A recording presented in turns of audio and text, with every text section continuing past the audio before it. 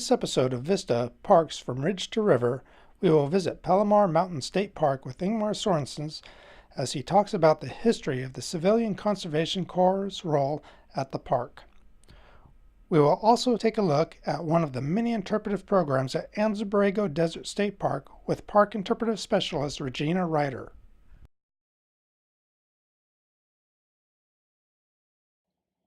Hello, and welcome to Palomar Mountain State Park. My name is Ingmar Sorenseene, and I am the State Parks Interpreter here at Palomar Mountain State Park. Today we're going to talk about the history and legacy of the Civilian Conservation Corps. The Civilian Conservation Corps was created by the Roosevelt administration during their first term in 1933. The Roosevelt administration wanted to allow people of every walk and part of society to be able to connect back with nature. This was during a vital time, during the Great Depression. People had it hard enough, and people needed a non-expensive outlet. And the easiest one was to go out into preserved lands and get people back in touch with nature. Hiking doesn't cost a lot of money. Well, at least it didn't in the 30s. So that allowed people to go out and explore the resources which the state and federal government has set aside for public use. Now, when the Roosevelt administration came in, the state and federal parks were of a preserved but not necessarily accessible nature.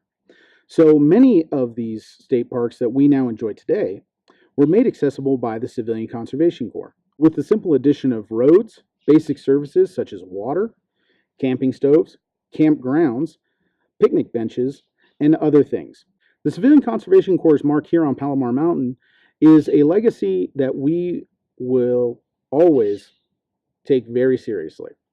Not only do we still use that very legacy today, most of these stoves are 80 years old, for instance, but we also have around us a park which was constructed by the Civilian Conservation Corps. Starting in 1933, the Civilian Conservation Corps sent Company 904, the first company to come to Palomar Mountain State Park. They camped in Doane Valley, built a mess hall and other facilities, and built the Doane Valley campground that we enjoy today. Not only did they build that campground, but they dredged Doane Pond, making it a not only seasonal, but year-round source of water and entertainment for fishing and recreational activities. They built a small dam to keep as much water as possible in there without diverting any streams that had already naturally run through the valley. The Civilian Conservation Corps also built Residences 1 and 2. Residence 2, which became a residence later on in our park's history, was originally the blacksmith shop and allowed for the Civilian Conservation Corps to pound out metal items that they might need for their construction activities. Another contribution the Civilian Conservation Corps made to Palomar Mountain State Park was the Booker Hill Fire Lookout. Originally set up in the 20s with a metal stand, the Booker Hill Fire Lookout was a temporary seasonal structure and not a structure you would want to spend a night in. But during the 1930s, the Civilian Conservation Corps built the second lookout with a stone base and wooden full structure, almost to resemble a lighthouse. This allowed the fire lookouts to man the post year-round if they wanted to. Without the Civilian Conservation Corps, we would not be able to use the campgrounds, the stoves, the picnic areas, and everything other amenity that the Civilian Conservation Corps provided for us, and especially for you, the visitor. And I would welcome you to come on up and visit us here, and to get in touch with the history and the legacy of the Civilian Conservation Corps. Thank you. Our state parks offer a variety of interpretive programs for you to enjoy when you visit.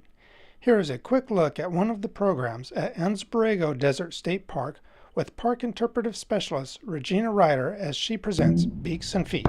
Beaks and Feet. And I hope at the end of this that you feel free to go look at birds with a view of noticing a couple of their features, the beaks and feet. Go at bird watching with gusto and not worry that you don't know the names of all the birds.